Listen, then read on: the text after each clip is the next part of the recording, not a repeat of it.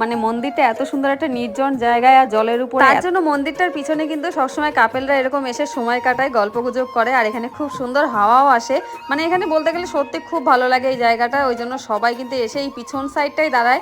তো অনেক কিছুই এখানে দেখা যায়, তো সব কিছু তোমাদেরকে আজকে আর দেখালাম না এই ভিডিওতে। তো এই যে দেখো বোন কিন্তু এখন নিচে আবার একটু উঁকি মেরে দেখছিল, বলছে এটা জলের উপরে কিভাবে হলো। আর ওরও এখানে খুব ভালো লেগেছে। আর ও কিন্তু এই যে 2বার এসছে এই মন্দিরে, এর আগেও আমি একবার নিয়েছিলাম, কিন্তু দুঃখের বিষয় তখন কিন্তু এসেও এতটা সময় ছিলাম মানে থাকতে পারিনি, যেহেতু তখন প্রচণ্ড গরম ছিল আর পুকু একদম ছোট ছিল তখন। তো এসেই কিছুক্ষণের মধ্যে আমরা আবার চলে গেছি, এতটা ঘুরেও দেখতে পাইনিও। তো যাই হোক, এই দেখো মন্দিরের সামনেই কিন্তু ঢুকতেই এই যে আরেকটা ভোলানাথ এখানে বসে রয়েছে। তো তার সঙ্গে দাঁড়িয়ে আমরা কিছু এখানে ছবি তুলছিলাম, ফটো তুলছিলাম, মানে ভিডিও করছিলাম। তো তারপরে কিন্তু আবার আমরা ওই মন্দির থেকে বেরিয়ে এখন চলে আসলাম মেলার দিকে।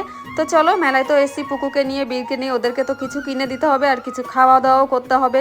তো এই যে দেখো পুকু সোনার জন্য কিন্তু প্রথমে আমরা খেলনা দেখছিলাম সবাই, তো তারপরে কিন্তু একে একে পুকু সোনাকে সব পুতুলগুলো দেখাচ্ছিলাম যে ও কোনটা নেবে। আর এই যে পুতুলটা আমি ওকে দেখাচ্ছিলাম, বাবা এটা তোমার ভাই দেখো প্লাস্টিকে ভরে রেখে দিয়েছে। আর ও তো সত্যি সত্যি ভেবে ও কিন্তু তাকিয়েও ছিল একভাবে পুতুলগুলোর দিকে। তো যাই হোক, তারপরে কিন্তু একটার পর একটা দেখছি। আর পুকু সোনা একবার আমার কোলে, একবার কাকায়ের কোলে, একবার মার কোলে, ও কিন্তু এই করতে আছে পুরো মেলাতেই। আর মেলাতে এসে কিন্তু সেই ঢোকার সময় একটু হাঁটি হাঁটি করছিল, তারপরে আর মোটেই দাঁড়াবে না, কোথাও দাঁড়াবে না, নামবেই না, সবার কোলে কোলেই থাকবে। তো যাই হোক,